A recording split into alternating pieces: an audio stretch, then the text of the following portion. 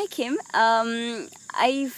So just tell me a little bit about your background and all about your travels and what you've been up to all these years. Okay. My name is Kim, and I am Irish. What? Look at me. Oh, sorry. Thanks. Kim McCafferty, and I'm from Ireland. I'm 25. I finished Bachelor International in French and Spanish in the National University of Ireland in Galway 2.5 years ago. And since then I've been working as an English teacher for students of foreign language. I've been working as a dance teacher of West African dance, and I've also been involved with a theatre group.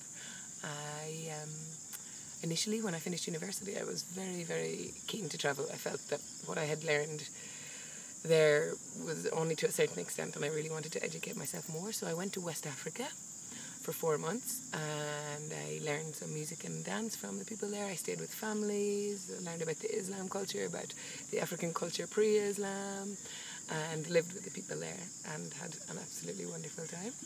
I then lived in the Canary Islands, which are the most southerly point of Europe. Mm-hmm.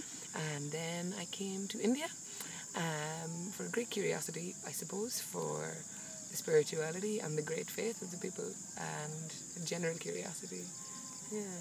Yeah, but have you always just... What are your views on community living? Do you think we're going to come around that sometime soon as a society on the whole, or... What are my views on community living? Isolated communities like this one, like Sadhana, are a fantastic model. But what I think needs to happen is this style of life needs to gradually integrate itself into where we already live in houses. Mm-hmm. I don't think that the majority of people in the world today will want to give up their homes and renounce their comforts to live like this. I think that these ethics and what we learn here and this lifestyle and our community agenda, ethos, ethos, thanks, will have to filter into cities.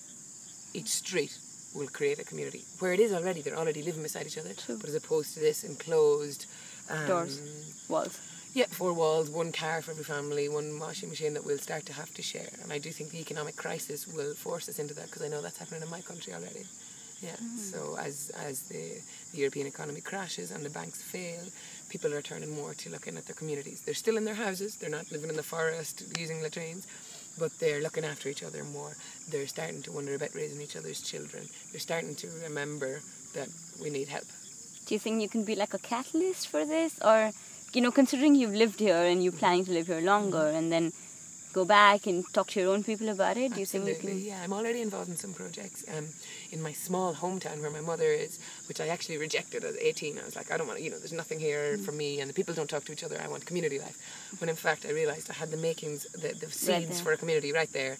I just had to go and meet the people. So we started, there's a big movement across the world called transition towns, where we get the small towns or big towns and slowly but surely try to encourage and educate the people about, for example, sustainable energy uses, or a community garden for the whole town or street or barrio part of the city, right? So that's happening in Ireland. I know it's happening, in fact, in a lot of countries in Europe, yeah. So I do think I'll be a catalyst, because I've learned so much about here and how to live with other people, not like, I need to get away from people. I've seen them too much, because this is a problem. I'm very real about this. Yeah. Community living, there is no Ulysses. Privacy or... No, there is privacy. No. I was saying to say in the world that there is no Ulysses, there is no utopia, that in fact there is no complete model. I don't think there is no perfect solution just yet, other than that of go out, get to know your neighbour and see how you can help them. Yeah. What are your, I know you said about spirituality. Do you think you've sort of come somewhere closer to the ideal in sadhana, or, living together with people, sharing with people? Do you think that's getting you closer, or living with nature, living simply? Absolutely. Do you think there's a correlation at all? There is for sure a correlation, yeah. I find it very hard to do any self-reflection, any prayer, anything when I'm in a big city, I don't need to go to a church now that I can listen to the birds and see when the rain comes, when the birds wake up. For me, that's God. And also in the other people, when we come and honestly say to each other, actually, I'm having a difficult day today, could you help me? Or, you know what, this is very difficult for me living in these close quarters. Or I feel a bit sad today. as my community, could you support me? And that, when the person has the courage to come and say that and be honest, and when the community respond by helping and supporting and offering to meet this person's needs, that's divine love or God in action for me. Traveling these 2.5 years, do you think you've been missing anything back home, or are you leaving something back, sacrificing something at all? Not personally, because I always go home every 4 or 5 months. Okay. You're in absolute darkness now, but anyway, Okay, go ahead. You got my voice, no problem. Not personally, because I go home every 4 or 5 months for at least 2 or 3 months, and I still maintain touch and a part of, so that I can be part of my community. So yeah, I don't want to travel all the time because I want to be able to commit to community events and projects that are going on at home where my real community is, but I still want to see the world. I don't feel like I'm missing anything. I feel more and more every day like I don't miss anybody, anything, any food, any particular place, because I have the main things that I really need in here, and anything that I might think, oh, I'd love, some kind of How do you think Irish you're going to food. manage finding a partner in your travels, maybe, or Uh, considering you feel like no belonging per se, or no longing, not belonging, no longing maybe to something. Do you think it's difficult to get to commit to a partner then, because it may not be that important? Sure. Well, I don't intend to travel forever or in the future. No, this isn't my permanent life. You want to go back and somewhere? Somewhere. I live somewhere for sure. Yeah. For now, I'm traveling around and seeing what there is and learning. Yeah. Awesome. Yeah, but also I've had long-term boyfriends for years where we've travelled together, and if there's been a time where I wanted to go somewhere and he didn't, then we went our separate ways and rejoined. Come back, yeah. Yeah, just spend some time apart. It's healthy. There's so much I want to just talk to you without the stupid thing. No problem. But is there,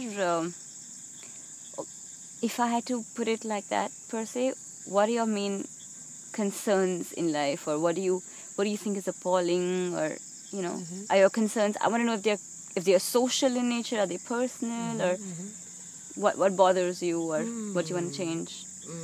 I want to change. I want to change how people communicate. Yeah, I want humans to be able to really, really communicate and say what they're really feeling and thinking, and not this compulsive behaviour of, how are you? I'm fine, whether the questioner nor the respondent neither cares nor really listens nor hears what's really being said. So what bothers me is how many people completely suppress their emotions, or completely suppress that we can't speak honestly. We can't express ourselves for fear that we'll hurt the other person. So I would like that a world where people would not take things personally, neither good nor bad. That we would see that this personality is just a defense mechanism, and that's not us. And our real, whatever you want to call it, life force, spirit, soul, Atman, whatever you want to call him, that's really us. And so any little judgment or criticism we can hear from another person, so that they can express it, so that we're not carrying things around and making ourselves sick. That's my main concern. So awesome talking to you. I'm going to stop this stupid thing.